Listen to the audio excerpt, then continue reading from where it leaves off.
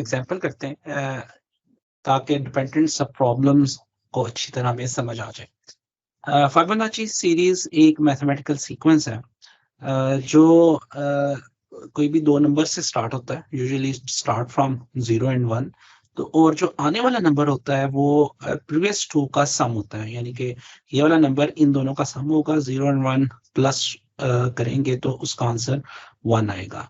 Then again third number actually that will be the sum of the previous two, वो पहले दो का जो है वो उससे पहले दो का सम होगा।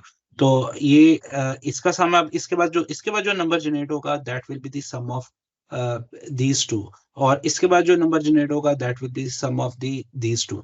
तो इस तरह ये नंबर्स जनरेट होते जाते हैं और इस सीरीज को फिबोनाची सीरीज कहते हैं। लेट्स से अब हमें हमारी रिक्वायरमेंट है कि हमारे पास दो स्टार्टिंग नंबर हो। लेट्स से वो n0 है, फर्स्ट नंबर 0 है और सेकंड नंबर 1 है, और हम चाहते हैं उसके फर्स्ट 5 नंबर जो है वो फिबोनाची सीक्वेंस के जनरेट कर दें।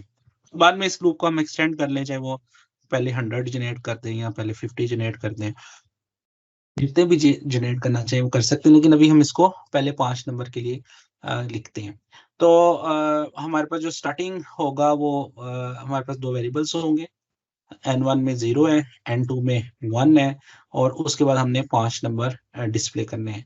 तो आप इमेजिन कर सकते हैं, क्योंकि हमें 5 नंबर के लिए सेम काम करना है बार बार, तो उसके लिए नेचुरली हमें एक लूप एग्जीक्यूट करना पड़ेगा that will start from the 1 और 6 तक जाएगा, क्योंकि एक्चुअली ये 1 to 5 तक चलेगा। तो 5 नंबर ये जनरेट करने के लिए हमने लूप लिखा है, और हर दफा ये एक उसके अंदर इंक्रीमेंट करता जाएगा। तो हमें मालूम है कि नेक्स्ट नंबर क्या होगा, n1 प्लस n2, इन दोनों को हम सम करेंगे तो ये नेक्स्ट नंबर आ जाएगा, और नेक्स्ट के अंदर जो है वो पहले दो नंबर का सम आ जाएगा, यानी कि इसकी 0 और ये 1, और नेक्स्ट में आ जाएगा 1, और इस स्क्रीन के ऊपर 1 प्रिंट कर देगा। इसके बाद फर्दर हमें 4 नंबर और प्रिंट करने हैं। लेकिन अब प्रॉब्लम ये है कि अगर हम यही कोड चलाएंगे तो n1 की वैल्यू 0 रहेगी, n2 की वैल्यू 1 रहेगी, और हर दफा नेक्स्ट में 1 आएगा, तो हमें स्क्रीन के ऊपर 5 दफा 1 1 1 1 लिखा हुआ आ जाएगा।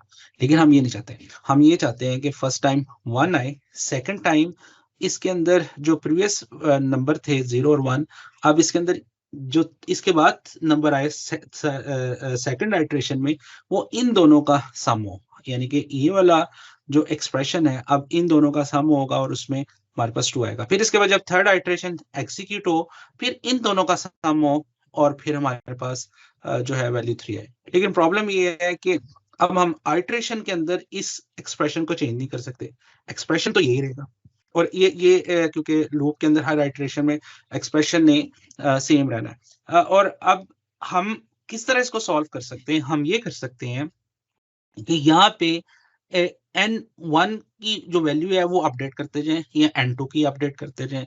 तो आप इस वीडियो को पॉज करें, आप सोचें कि हम कैसे n1 और n2 की वैल्यूज अपडेट करें कि वो हर आइटरेशन के अंदर हमें करेक्ट रिजल्ट आउटपुट करे। फिर मैं आपको इसका सोल्यूशन भी बताता हूँ।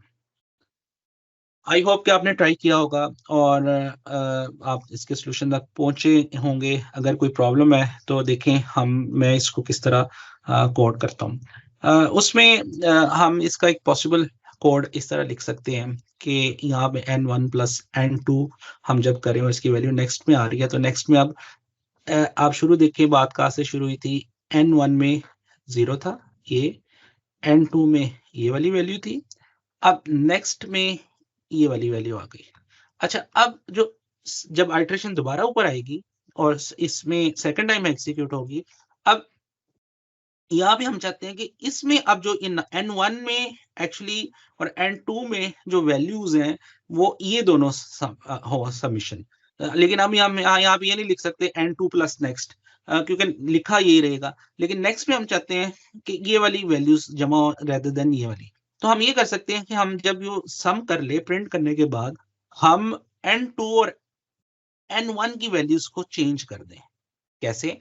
अब मैं ये कर सकता हूँ कि n2 को मैं वैल्यू n1 साइन कर दूं और नेक्स्ट की जो वैल्यू है वो n2 को साइन कर दूं। होगा क्या, अब जब मैं n2 n1 को साइन करूंगा तो n1 में 1 आ जाएगा ये, और नेक्स्ट की वैल्यू मैं n2 में असाइन करूंगा तो n2 में 1 आ जाएगा।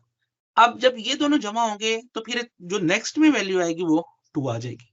अच्छा, उसके बाद जब तीसरी दफा इटरेशन चलेगी तो ये वाली वैल्यू मैं इसको दे दूंगा, इसमें वैल्यू आ जाएगी 1, यानी कि n1 अब 1 के बराबर आ जाएगा।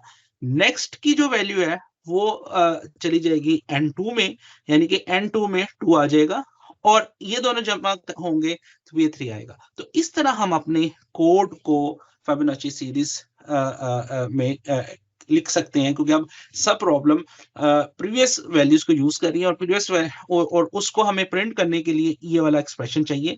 लेकिन इस एक्सप्रेशन को हमारे हर इटरेशन में चेंज नहीं कर सकते। चेंज कैसे कर सकते हैं?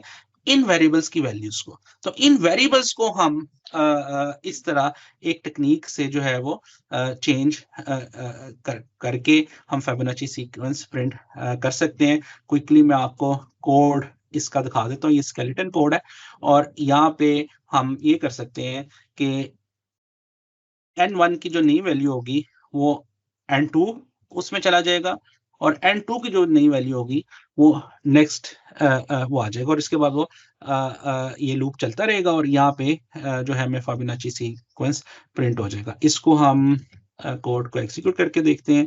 तो आप देखिए फर्स्ट टाइम 1 0 1 1 प्रिंट हो गया, फिर 1 2 1 1 2 प्रिंट हो गया, फिर 2 और 1 प्रिंट 3, देन 3 और 5 3 और 2 5 5 और 3 8। तो ये फिबोनाची सीक्वेंस है। अगर आप इसको एक नंबर मजीद एंटर करके दोबारा एग्जीक्यूट करके देखेंगे तो ये 13 जो है वो तक प्रिंट कर देगा। सॉरी, मैंने सेव नहीं किया और अब मैं इसको करता हूँ, तो अब ये 13 आ गया। तो सो ऑन आप इसको बढ़ाते जाएं तो वो उतनी दफा वो ये प्रिंट करता जाएगा। तो इस तरह हम सब प्रॉब्लम्स को हैंडल करते हैं थ्रू दी वेरिएबल।